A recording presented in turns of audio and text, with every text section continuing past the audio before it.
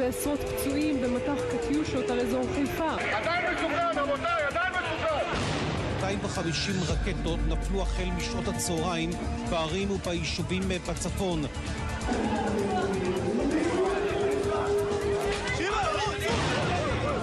8 הרוגים, יותר מ-20 פצועים. מהמקום הזה בלבד, האירוע החמור ביותר מאז החלה המלחמה הזאת. זאת הייתה המלחמה הראשונה מאז 48 שבה העורף הפך לחזית. חצי מדינה משותקת, עשרות אלפי אנשים ברחו מהבתים. אלה שיש להם כסף עוזבים למרכז הארץ לבתי מלון, ואלה שאין להם כסף נשארים במקום. המערכות האזרחיות קרסו, ערים בצפון הפכו להיות ערי רפאים. איך שאנחנו מדינת ישראל, הצבא בלתי מנוצח, יחטוף טילים? איך?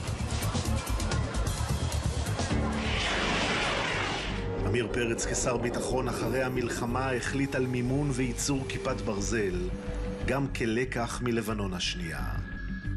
אבל לא רק אצלנו למדו לקחים.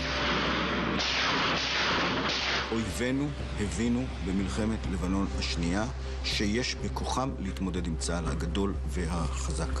זאת הייתה התובנה, וזה אחד הכישלונות הכי מהדהדים. כי זה נכון לגבי כל המרחב האזורי, גם החמאס מבין את זה. חמאס בנה את עצמו בתוך עזה כשהוא מבין שהוא צריך להידמות ככל שניתן לחיזבאללה, כי הם ראו שלחלק מהאתגרים שחיזבאללה העמיד בפנינו, צה"ל לא העמיד תשובות מספיק טובות.